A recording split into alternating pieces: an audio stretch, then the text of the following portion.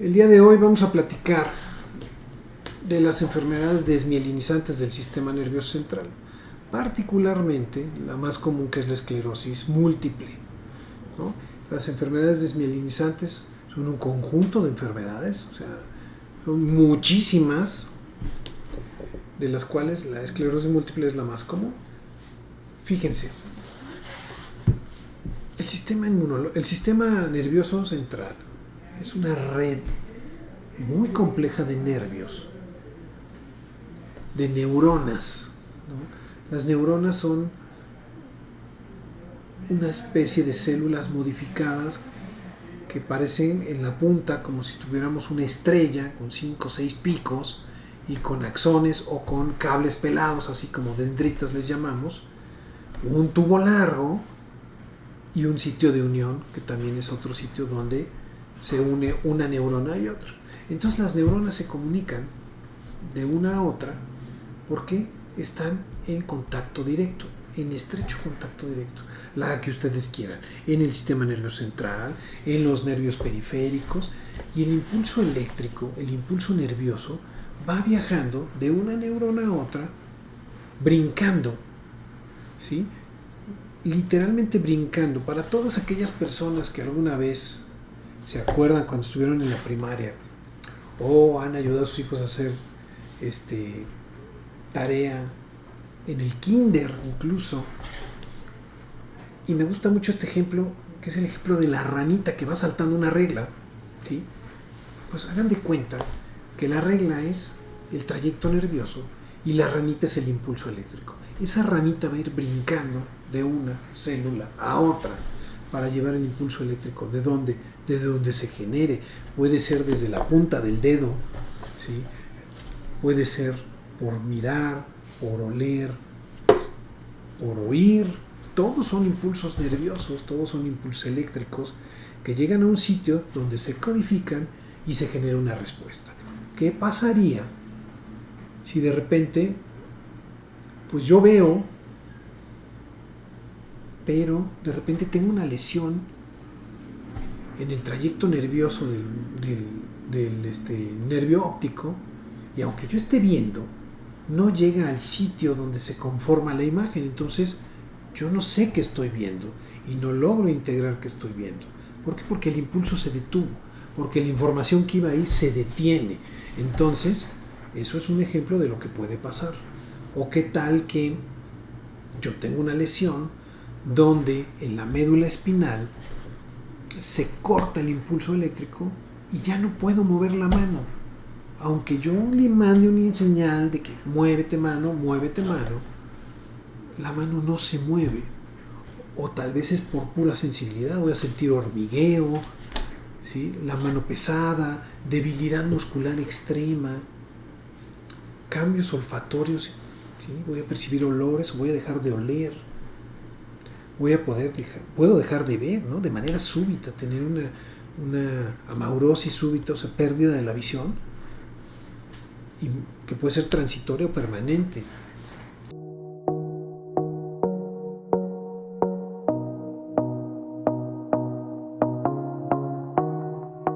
Hola, ¿qué tal, amigos? Buenas tardes, bienvenidos todos al programa Escucha tu Salud con tu amigo el Dr. Jaime del Río, transmitiendo como todos los martes desde la Ciudad de México para el resto del país, de las alcaldías, etcétera, incluso otros países donde me escuchan, me ven. Pues bienvenidos todos aquellos que se conectan a través de la frecuencia de imperfecto.com.mx en la modalidad del radio, o para aquellas personas que a través de las plataformas como Facebook o YouTube están conectadas de manera presencial en vivo, o finalmente aquellas personas que por medio de podcast nos escuchan en las principales plataformas como Spotify, como iHeartRadio, como Google, como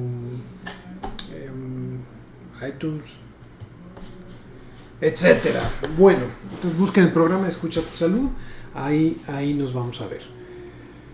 Y bueno, primero que nada, y ya no es noticia, pues después de una jornada electoral increíblemente participativa, no la más alta de toda la historia, pero por lo menos arriba del 60%, y me atrevo a decir que unos puntos porcentuales más que la elección del 2018, la gente salimos a votar y se decidió quién fuera nuestra nueva presidenta, quién fueran nuestros alcaldes, gobernadores, jefe de gobierno, etcétera, con una marcada tendencia abrumadora, diría yo, hacia el partido que actualmente gobierna. Y bueno, pues habrá que respetar ese mandato, aceptarlo, y espero que sea lo mejor para todos los mexicanos, hayamos o no hayamos votado por el partido ganador, pero finalmente cuando el presidente o presidenta asuma su mandato, pues tiene que gobernar para todos los mexicanos y tiene que ver, pues, para todos los mexicanos. Repito, espero que sea lo mejor para todos, que se abra un sinfín de oportunidades, que todos los errores del pasado no se cometan, que se traten de enmendar. Me parece que todos son personas con buenas ideales, con buenas ideas, con buenas perspectiva. Nadie que esté ahí quiere llegar a hacer un mal o a generar un problema mayor, sino todo lo contrario, y así espero que así sea, ¿no? Análisis van, análisis vienen del por qué, análisis van sobre el por qué tanto poder, concentrarlo en una sola persona. No lo sé, si hace 20, 30 años esto hubiera pasado, probablemente hubiéramos pensado que se trataría de un fraude electoral. No, 30, 40 años, ¿no? Bájense todavía más, ¿no? Pero bueno, creo en las instituciones, creo en la robustez del Instituto Electoral, así que no puede uno decir eso. Y pues adelante, que venga lo mejor para todos, ¿no? Pasando ese comentario, o sea, y lo hago porque en semanas previas estuve incitando a que fuéramos a votar, y así fue, y eso está bien. Y fue claro el mandato, fue clara la indicación de la población, quien quiere que los gobierne, y fantástico, ¿no? Así son las democracias. En fin, el día de hoy, ya hablando un poquito más en la materia, vamos a platicar de un tema del cual nunca hemos hablado, pero que me resulta particularmente interesante por el número de casos que luego llegan a presentarse, que estamos viendo que se presentan cada vez más, con mayor frecuencia, y que a pesar de que no somos un país donde exista tanto prevalencia de esta enfermedad, se llegan a presentar y se presentan cada vez más, ¿no?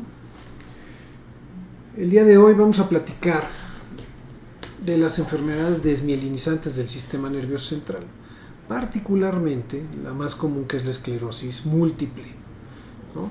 Las enfermedades desmielinizantes son un conjunto de enfermedades, o sea, son muchísimas, de las cuales la esclerosis múltiple es la más común. La vamos a desarrollar, la vamos a desmenuzar, vamos a platicar qué es, de qué se trata. Pero antes de que empecemos a hablar de eso, quiero que vayamos a entender, vamos entendiendo los conceptos de la autoinmunidad. Porque si no entendemos qué es la autoinmunidad, no vamos a poder entender qué es esta enfermedad, por qué se presenta y cómo nos daña. Entonces, la autoinmunidad es un fenómeno de dominio público, ¿sí? Que ya han oído seguramente muchos de ustedes este término, ¿no? Donde quizá coloquialmente para algunas enfermedades dicen y se comenta que se presentan o se generan porque el mismo cuerpo te ataca, ¿no? Ese es el concepto general de lo que es la autoinmunidad. Es una enfermedad autoinmune. Sus mismas células se están atacando, lo están dañando. Y tiene mucha razón, ¿no? Pero ahora vamos a ver el concepto completo. Y para eso, déjenme les cuento que el sistema inmunológico es un complejo sistema robusto de un grupo de células, son miles de células, miles y miles de células que se encargan de tareas bastante específicas, ¿no? Cuando estudiábamos biología, a lo mejor en la primaria, en la secundaria, o a lo mejor a los que llevaron en la prepa, habrán oído hablar de que en la sangre hay glóbulos rojos, glóbulos blancos, plaquetas, ¿no? Y es el concepto general que está bien. Los glóbulos rojos pues llevan sangre, están en la sangre, llevan oxígeno y gracias a eso pues respiramos y vivimos. Y en los glóbulos, las plaquetas pues se encargan de cicatrizar heridas, golpes, etcétera, ¿no? Para que no haya personas que se desangren, por ejemplo, tapar los vasos sanguíneos que se rompen, etcétera, ¿no? Y particularmente vamos a hablar de los glóbulos blancos, los linfocitos, los leucocitos, los macrófagos, los neutrófilos, son una familia grande de células, los monocitos, los eosinófilos, que tienen funciones diversas. Gran parte de esas funciones, o de las principales funciones, es la vigilancia inmunológica. ¿Cómo se traduce esto de la vigilancia inmunológica? Pues básicamente el concepto es que se encargan de discernir entre lo que es propio, las células de mi mismo cuerpo, las que no me hacen daño, las que están circulando, las que están en el intestino, en el pulmón, en las vías respiratorias, etcétera, contra las células que son extrañas, que son ajenas y que pueden estar en estos mismos lugares. Tenemos varias vías de entrada por las cuales una célula extraña, llamémosle una bacteria, llamémosle un virus que está en el límite de entre lo vivo y lo muerto. ¿Por qué digo esto? Porque si bien es cierto que las células, como bacterias o las células del mismo organismo, están completamente bien formadas y tienen todos sus órganos bien formados, los virus no. Los virus solo tienen una cadena de material genético que es capaz de infectar otra célula y de ahí, con la ayuda de esta célula que infectaron, crear nuevas cápsulas de virus para infectar a más células. Por eso les digo que está en el límite de entre lo vivo y lo muerto, porque pueden pasar días, meses o incluso años un virus en estado inactivo y por cualquier cosa se vuelve a activar y nos vuelve a infectar. Entonces, ahora, el sistema inmunológico, entonces, se encarga de la vigilancia. Y en esta vigilancia también quiero incluir a las células cancerígenas, que si bien es cierto son nuestras, las producimos. Cuando una célula se vuelve cancerígena, pierde todas sus credenciales, pierde todos los mecanismos de autorregulación y pierde la manera de identificarse con el mismo sistema inmunológico, y entonces se vuelve una célula extraña, una célula maligna. Entonces también el sistema inmune ataca eso. También el sistema inmune tiene sus aberraciones, tiene sus fallas, ¿no? No es perfecto, funciona casi perfecto, ¿no? Tan es así que podemos vivir décadas de años sin tener ningún problema. Y hay gente que a lo mejor muere por edad avanzada y porque le tocaba, pero no por un problema mayor o una enfermedad crónica. Pero el sistema inmune falla también. Entonces, cuando el sistema inmune falla, se empiezan a presentar trastornos. Trastornos como la autoinmunidad.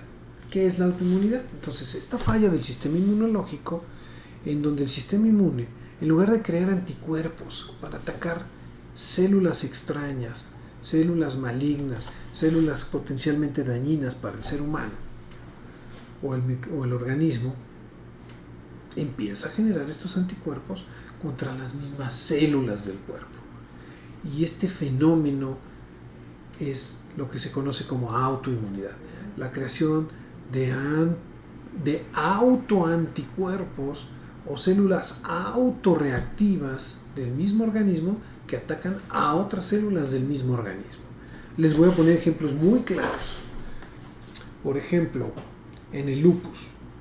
En el lupus, que es una enfermedad bastante conocida, hay un fenómeno de autoinmunidad donde se producen células autorreactivas, ¿sí?, que de manera secundaria crean algunos tipos de anticuerpos que van a ir a atacar al ser humano, al sistema inmunológico. Y de esta forma es una enfermedad tan variada, con una cantidad de síntomas tan amplios, que podemos tener diferentes tipos de lupus, como el neurolupus, el lupus discoide, que es en la piel, ¿sí?, el lupus renal, que es uno de los principales órganos que se dañan en el lupus, ¿no?, la nefropatía lúpica, o el lupus que puede ser neonatal, ¿no? Y entonces empiezan a atacar varios tipos de células y empiezan a tener ciertas sintomatologías. ¿Por qué? Por la generación de células autorreactivas. Otra de las enfermedades también más comúnmente conocidas es la artritis reumatoide. Aquí en la artritis reumatoide se crea un complejo de antígenos, de anticuerpos y células autorreactivas de manera secundaria que van a ir a atacar estos sitios de unión de los huesos, las cápsulas articulares principalmente. La cápsula articular en las primeras etapas se inflama, causa dolor, entumecimiento, rigidez matutina, pero después esa cápsula empieza a tener una degeneración, y la degeneración también la tienen los huesos que están alrededor de la cápsula. Empieza a haber osteoporosis, empieza a haber artrosis, es decir, los huesos se fijan unos con otros porque se pierde la cápsula, y entonces de ahí viene la patología de la enfermedad o los síntomas de la artritis reumatoide, ¿no? Dos enfermedades muy comunes que tienen que ver con fenómenos de autoinmunidad. No son las únicas. Les puedo hablar de la tiroiditis de Hashimoto. La tiroiditis de Hashimoto es cuando células, anticuerpos, autoanticuerpos que yo genero, atacan la tiroides y literalmente la destruyen. Entonces caigo en un hipotiroidismo. Primero la función tiroidea se eleva, por eso se llama tiroiditis, empiezo a secretar mucha hormona tiroidea, tengo trastornos como un paciente hipertiroideo, y cuando el sustrato de la hormona de la tiroides se acaba, los sinusoides tiroideos, estas células de la tiroides se mueren, entonces caigo en un estado de hipotiroidismo. Y eso también es un fenómeno de autoinmunidad. Y déjenme les pongo el último ejemplo más común de todos, la diabetes mellitus. La diabetes mellitus, una de las enfermedades más comunes en este país, en toda Latinoamérica, donde por algún motivo y por anticuerpos aún no conocidos, no sabemos todo, empiezan a atacar al páncreas. El páncreas produce insulina. La insulina me ayuda a que la glucosa de la sangre se absorba, se aproveche, se digiera, se meta a las células, se queme, se metabolice. En fin, todos son como palabras, como sinónimos, pero en realidad eso es lo que pasa. Al no haber insulina, la glucosa, el azúcar, se queda en la sangre y es peligroso. Tener niveles de azúcar tan altos en la sangre, el nivel de azúcar promedio debe ser de 80 a 100 miligramos por decilitro. Los pacientes que tienen diabetes empiezan con 120, 140, 180, 200, 250, 300. Cuidado, porque ahí, llegando ya a los 300, empiezan con problemas bastante importantes.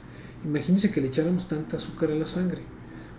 La sangre se vuelve espesa, la circulación no es buena, empezamos a tener problemas de circulación, prediabético, nefropatía también, el riñón sufre y sufre porque no puede filtrar tanto soluto, tanta azúcar, entonces hay problemas, ¿no? Entonces, otra de las enfermedades autoinmunes. Por lo tanto, el sistema nervioso central, Los nervios periféricos, que es el sistema nervioso periférico, no son ajenos a que los pacientes que presenten cuadros de autoinmunidad. ¿Ok? Entonces, entendiendo la autoinmunidad como un fenómeno complejo y que puede atacar cualquier órgano de nuestra existencia, nos dirigimos al sistema nervioso central y periférico y vamos a hablar de un grupo de enfermedades desmielinizantes que son atacadas por el sistema inmunológico. ¿Qué son las enfermedades desmielinizantes? Fíjense, el sistema nervioso central es una red muy compleja de nervios, de neuronas, ¿no? Las neuronas son una especie de células modificadas que parecen en la punta como si tuviéramos una estrella con 5 o 6 picos y con axones o con cables pelados, así como dendritas les llamamos, un tubo largo y un sitio de unión, que también es otro sitio donde se une una neurona y otra.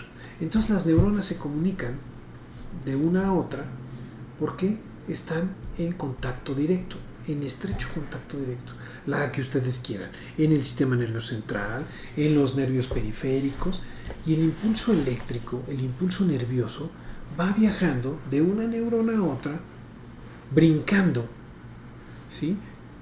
Literalmente brincando. Para todas aquellas personas que alguna vez se acuerdan cuando estuvieron en la primaria o han ayudado a sus hijos a hacer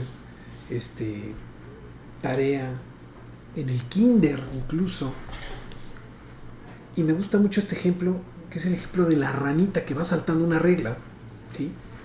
Pues hagan de cuenta que la regla es el trayecto nervioso y la ranita es el impulso eléctrico. Esa ranita va a ir brincando de una célula a otra para llevar el impulso eléctrico de donde se genere. Puede ser desde la punta del dedo, ¿sí? Puede ser por mirar, por oler, por oír. Todos son impulsos nerviosos, todos son impulsos eléctricos que llegan a un sitio donde se codifican y se genera una respuesta. Este es el impulso nervioso clásico y la respuesta. Puede ser que directamente lleguen al sistema nervioso central, por ejemplo, al bulbo olfatorio, a los nervios ópticos que están en la parte trasera de la nuca, al aparato auditivo que se encuentra en la parte parietal, y diferentes zonas del cerebro que están perfectamente bien identificadas, que es donde se hace la transducción del impulso y se crea una imagen, se crea un sonido, se crea un olor, ¿no? Se traduce todo en eso, o directamente los movimientos, ¿no? Si yo genero, por ejemplo, pongo mi mano en la estufa, voy a sentir el impulso del calor que me está quemando la mano, va a llegar inmediatamente ese impulso a la médula espinal y se genera una respuesta inmediata para que yo retire la mano de ahí porque me está haciendo daño. Esos son los impulsos eléctricos. Entonces, la mielina es muy importante aquí. Las neuronas están cubiertas por una vaina de mielina, que es la que permite que el impulso eléctrico brinque esta ranita de uno a otro y vaya caminando. Pensemos como los cables de la luz. Todos hemos visto los cables de la luz. Si ustedes juntan dos cables de la luz, pues se produce un cortocircuito. Si los tocamos, o el polo positivo o el negativo, cortocircuito. Entonces, para evitar eso, el cable de la luz viene envuelto en un plástico. Pues piensen que esa banda de plástico es de mielina. O sea, que la parte interna es la neurona, estos cables de cobre, y el recubrimiento es la banda de mielina. Y hago mucho hincapié en esto, porque si no existe esta banda, el impulso no camina y se queda estático. Es como si lo cortáramos. Entonces ahora piensen, ¿qué pasaría si de repente, pues yo veo, pero de repente tengo una lesión en el trayecto nervioso nervio óptico, y aunque yo esté viendo, no llega al sitio donde se conforma la imagen. Entonces yo no sé qué estoy viendo y no logro integrar qué estoy viendo. ¿Por qué? Porque el impulso se detuvo, porque la información que iba ahí se detiene. Entonces, eso es un ejemplo de lo que puede pasar. O qué tal que yo tengo una lesión donde en la médula espinal se corta el impulso eléctrico y ya no puedo mover la mano. Aunque yo le mande una señal de que muévete mano, la mano no se mueve. O tal vez es por pura sensibilidad, voy a sentir hormigueo, ¿sí? La mano pesada, debilidad muscular extrema, cambios olfatorios, ¿sí? Voy a percibir olores, voy a dejar de oler, puedo dejar de ver, ¿no? De manera súbita, tener una amaurosis súbita, o sea, pérdida de la visión, y que puede ser transitoria o permanente. Puedo tener trastornos de otros órganos. Los principales órganos que se afectan son, por ejemplo, la vejiga. Entonces tenemos o una necesidad urgente de ir a orinar porque no contenemos o no orinamos. Estamos estreñidos o podemos tener cuadros de diarrea. Entonces, todo es porque el impulso eléctrico, donde van las señales de alerta o una señal de acción, de activación o de paro, no se lleva a cabo. ¿Por qué? Porque la vaina que cubre los nervios, que es de mielina, no está presente. ¿Ok? Entonces, estas enfermedades desmielinizantes, ¿sí? Como neuritis transversa, neuritis lateral amniotrófica, neuritis óptica y esclerosis múltiple, entre muchas otras que tienen nombres mucho más raros, son enfermedades desmielinizantes del sistema nervioso central. De todas ellas, la esclerosis múltiple es la más frecuente.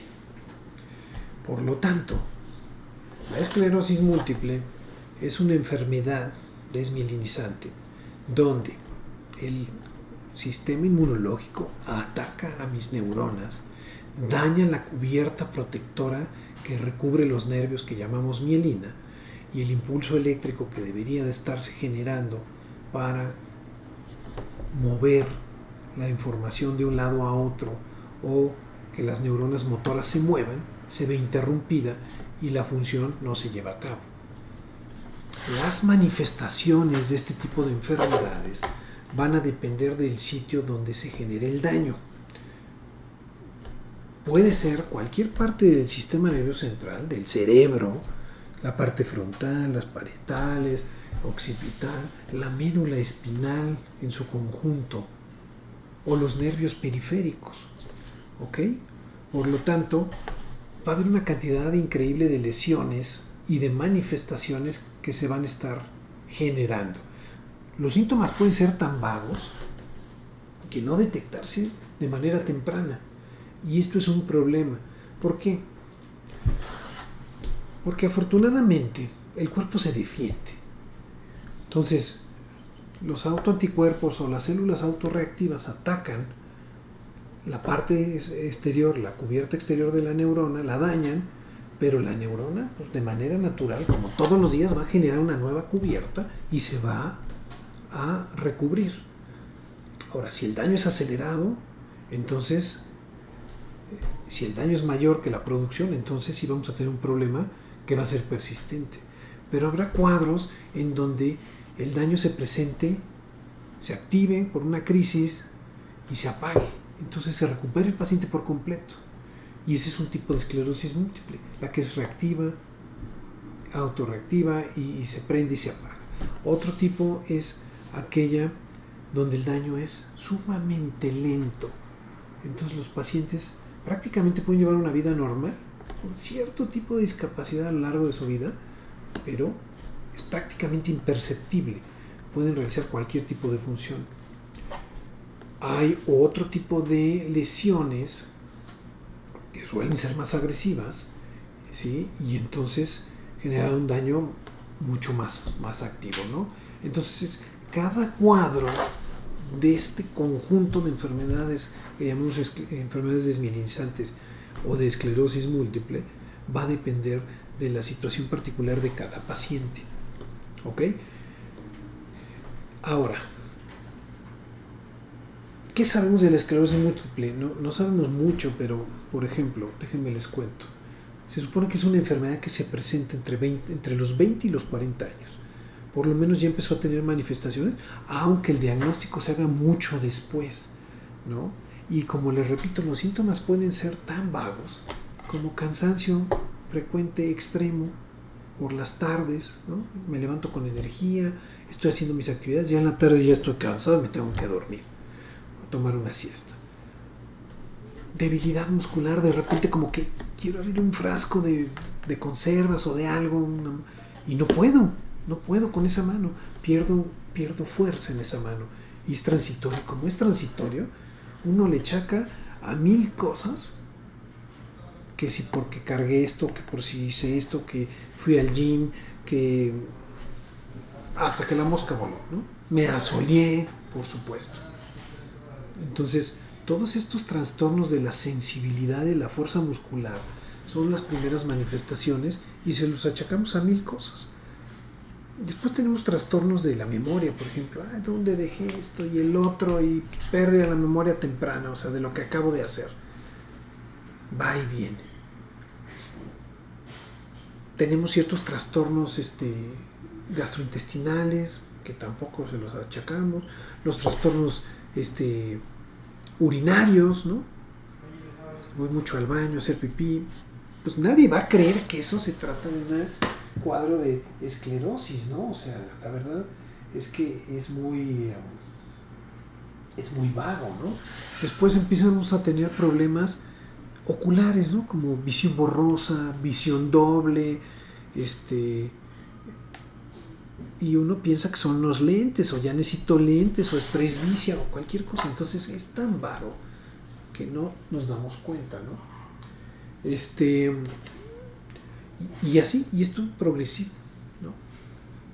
Entonces, los pacientes, cuando empiezan a tener alteraciones mayores, es cuando realmente empiezan a tener como una preocupación mayor y buscan ayuda, y entonces ya van con el médico, porque el resto de los síntomas es como muy bajo.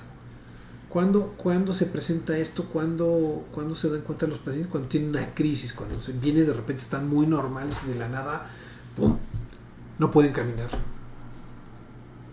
no pueden hablar, se les cae el brazo, se desmayan, ¿no? Empiezan alteraciones de la temperatura. Y entonces ahí es cuando dicen, carajo, ¿qué está pasando? ¿No? Y entonces buscan ayuda. Y qué fácil sería, pues, detectarlo con mayor prontitud. Pero desafortunadamente, por esta diversidad de síntomas tan vagos, uno no se imagina que se trata de esto, ¿no? ¿En qué personas se presentan? Pues sobre todo en aquellos hombres que son de origen como caucásico, ¿sí? En Estados Unidos, norte de Canadá, norte de Europa, es mucho más frecuente que las personas que vivimos más cerca de los trópicos o climas calientes. Pero también se presentan. Aquellas personas que por supuesto tienen un antecedente familiar de una persona con este tipo de trastorno, pues tienen un mayor riesgo, pero no son los únicos. Se cree, y sin probarlo, es una de las teorías no probadas, que el origen de la autoinmunidad, el estímulo que lo genera, o sea, yo ya tengo esa predisposición para crear estos autoanticuerpos, pero lo que lo desencadena es una infección por un virus. Un virus que ustedes quieran, ¿no? Hay miles y millones de virus que me dan gripa, y con eso es más que suficiente para que se active esta enfermedad. Y entonces el sistema inmune dice, pues tengo que matar a este virus que está acá, y empieza a generar estos anticuerpos y estas células autorreactivas. Y el virus se muere a los 5 días, pero las células quedan y dicen, mira, esa banda de mielina de la neurona fulana se parece al virus que estando buscando, vamos a comérnosla, vamos a atacarla, y el daño es permanente. Por lo tanto, los tratamientos están enfocados a 3 cosas básicamente. 1, a evitar la progresión de la enfermedad. Anteriormente, como se sabía muy poco y no había muchos tratamientos, uno pensaría que la progresión de la enfermedad es hasta la incapacidad total, ¿no? Y lo cual no es así. Hay tratamientos ahora que llaman efectivos que se encargan de autorregular el sistema inmune, con inmunoreguladores, con inmunosupresores, con inmunoestimulantes también, que lo que hacen es que en un sistema de pesos y contrapesos tratar de equilibrar la respuesta del sistema inmunológico. Otros tipos de tratamiento, naturalmente, incluyen la terapia antiinflamatoria, que es sumamente importante. Si yo logro desinflamar un tejido que está inflamado, y en este caso ese es el sistema nervioso central, las neuronas, entre más rápido lo haga, el daño es menor, la recuperación es mucho más pronta. Entonces, parte de la terapia, de manera muy importante, es la terapia antiinflamatoria. ¿Y cuál es el mejor antiinflamatorio que existe hoy por hoy? Los esteroides. Y el tercera parte fundamental del tratamiento es la terapia de rehabilitación. Si yo ya tengo un daño y debido a ese daño me cuesta trabajo hablar, caminar, moverme, ver bien, etcétera, hay que estar con la terapia, porque afortunadamente, aunque una neurona se muera, hay un fenómeno de plasticidad cerebral. Que, ojo, no estoy diciendo que las neuronas que se nos mueren se regeneren. Desafortunadamente eso no hemos logrado hacer, ni con toda la tecnología del mundo. Pero sí podemos hacer que otra neurona que esté al lado se capacite y las funciones de la neurona que se murió puedan realizarlas de manera parcial o total. Y esto en los niños se ve súper bien. Por ejemplo, un recién nacido que nace con un problema de asfixia, que tiene una secuela neurológica importante, un retraso en el desarrollo psicomotor, con el estímulo adecuado, con la terapia adecuada, es un paciente que tiene una plasticidad cerebral importante y que logra adquirir nuevas funciones, o las funciones que deberían de haber adquirido esas partes del sistema nervioso central que murió, esas neuronas, y ¡pum!, es un paciente completamente sano, cambia, se recupera por completo. En el adulto esto también se ha visto, aunque no en la misma proporción y aunque no en la misma velocidad que lo hace un recién nacido. Entonces, esto es parte del tratamiento fundamental para esta enfermedad, ¿no? Entonces, pues bueno, es un panorama muy general de lo que es la esclerosis múltiple y otros tipos de enfermedades que están relacionadas, que están emparentadas, como la esclerosis o la neuritis óptica, la esclerosis lateral amniotrófica, la esclerosis de otros tipos. Vamos a leer todos sus amables comentarios. Gracias por hacérmelos llegar.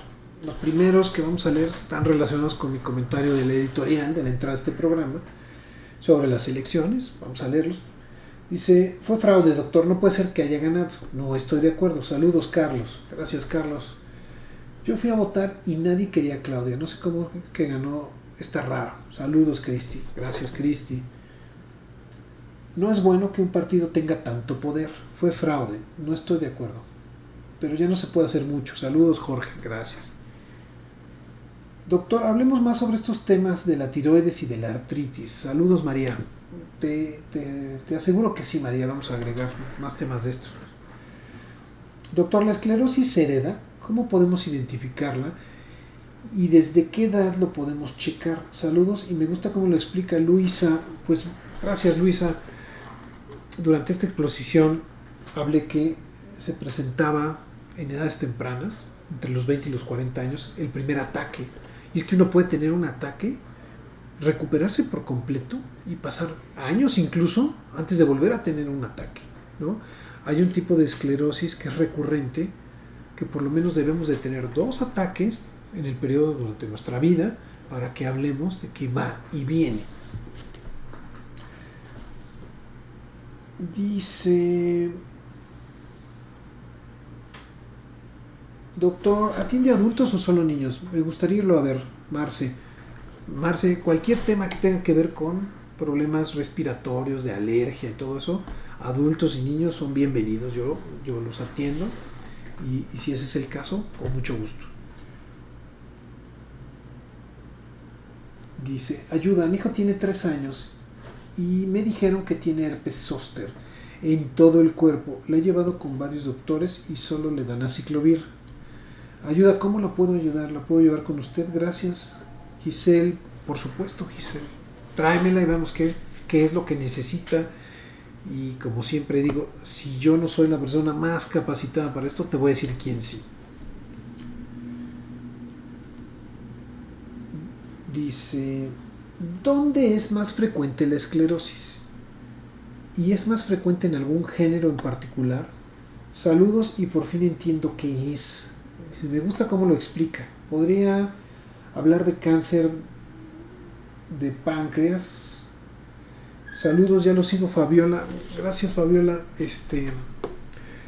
Pues resulta que las mujeres tienen mejor pronóstico, aunque lo puedan presentar más que los hombres, ¿no? Entonces, sí, esa es la disyuntiva.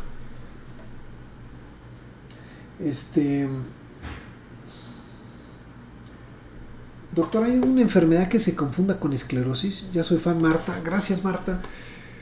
Es que son un conjunto de enfermedades, no les miento. Deben ser 20 o 30 tipos de enfermedades que se caracterizan por el daño a la mielina, a la cubierta de los nervios. Y a lo mejor no se llama esclerosis múltiple, tiene otro nombre, pero son muchas enfermedades. Y de ellas, sí, la múltiple es la que es la más común. Dice, ¿qué órganos se ven afectados? Saludos, doctor, ya le entendí por fin. Saludos, Juanita. Gracias, Juanita. A ver, los principales órganos que se ven afectados es el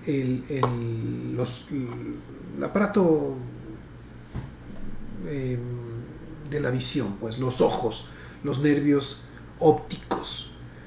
Incluso es una de las principales pruebas que se hacen, una prueba de potenciales visuales, donde uno tiene que pasar varias pruebas, ver fijamente una imagen, la imagen cambia, están checando por unos electrodos cómo se transmite el impulso de la vista, de lo que estamos viendo a través del nervio óptico, y hay una neuritis óptica que es de los más frecuentes que se afectan. Entonces, visión borrosa, visión doble, alteraciones en la visión pueden ser de los más frecuentes y de los síntomas iniciales.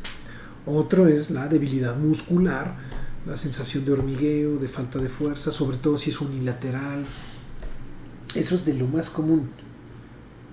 Otros órganos que se afectan son gastrointestinal, vejiga urinaria. Luego dice, doctor, ¿una persona con esclerosis puede convulsionar? ¿O eso no es un síntoma? Saludos, ya soy fan. Mauricio, sí puede convulsionar, pero no es de lo más frecuente, ¿no? La verdad es que es raro, las convulsiones son por otros motivos. Básicamente se trata de la parte del cerebro que esté dañada y lo que esté codificando, de la instrucción que tenga a su cargo, ¿no? Es como cuando hablemos de un coche, ¿no? Algo muy genérico. O sea, por ejemplo, si el radiador se pica y pierde todo el agua, el coche se va a calentar y se va a desvielar, ¿no? ¿Por qué? Porque el daño está ahí, en esa parte de la radiación, del radiador, que tiene su función, la refrigeración del vehículo, ¿no? Si el coche tiene un daño en una llanta y se poncha, pues el coche va a dejar de caminar. ¿Por qué? Porque la llanta, de donde esté dañado, pues no va a poder hacer su trabajo. Y así, nada más que aquí cada parte del cerebro está mapeada y tiene una función muy particular. Dice, la esclerosis se cura y el estrés puede detonar que aumenten los síntomas. Gracias, ya soy fan, Pedro. Pedro, buena pregunta, no lo mencioné, pero sí. A ver, otras de las causas, de los detonantes que pueden hacer estas crisis, que vayan y vengan, El estrés es uno de ellos. Por supuesto que sí.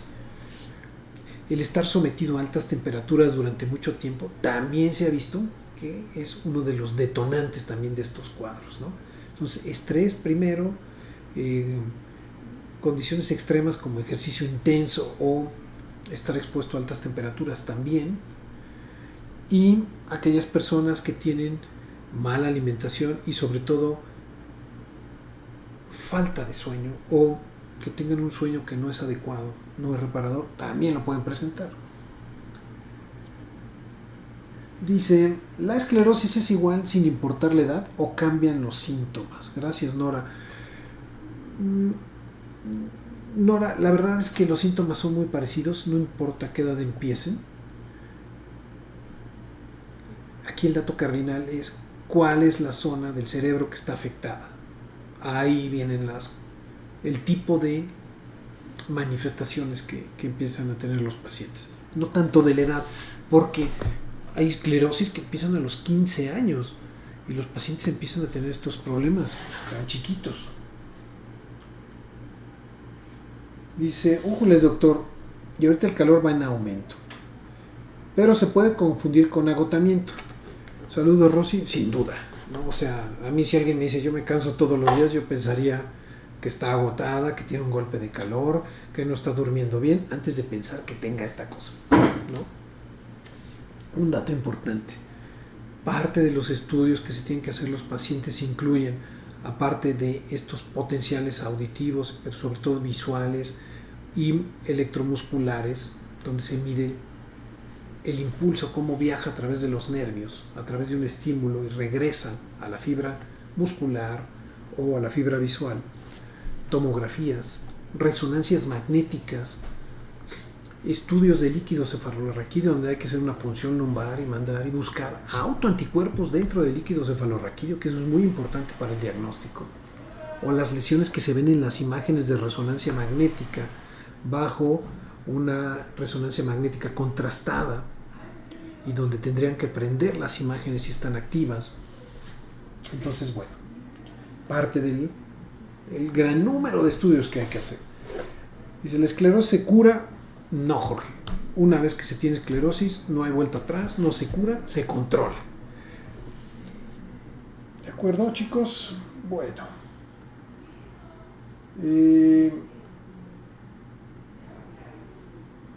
¿Qué es esto?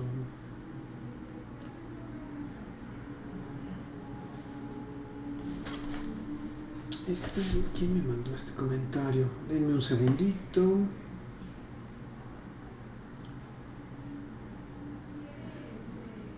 Dice, doctor, ¿cuál es la liga de su podcast de Spotify? Acabamos de ver el golpe de calor en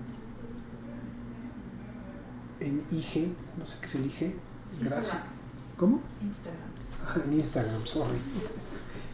Y wow, gracias. El consejo que me dio sobre el agua sí funcionó y ya comenzó a sudar. Desde hace una semana solo un día le subió la temperatura, 38.5.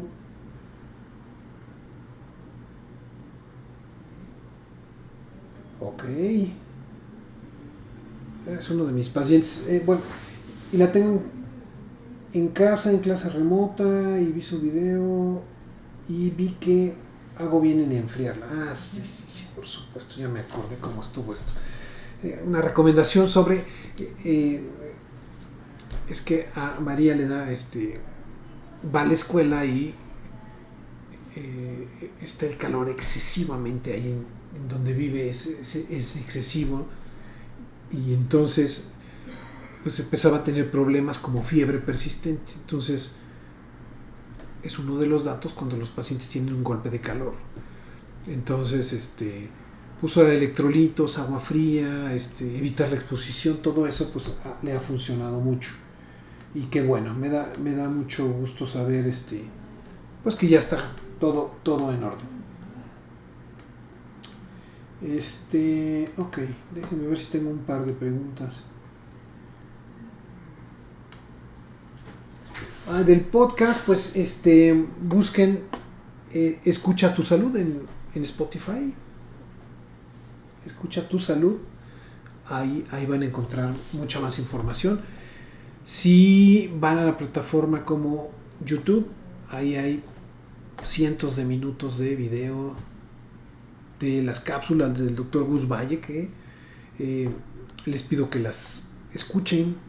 Las cápsulas están además animadas, muy, muy didácticas, 3 minutos, 4 minutos, para que tengan una información corta, rápida y en pocos minutos, ¿no? Entonces échenle un ojo también están en ahí. Entonces no se las pierdan. Listo. Bueno, pues vamos a concluir el programa. Gracias por estar conectados, por sus preguntas, por su participación, por sus comentarios. Estaremos aquí la siguiente semana con un nuevo tema y les deseo que el resto de la semana sean felices y que pongamos buena cara a todo lo que viene. Que estén muy bien.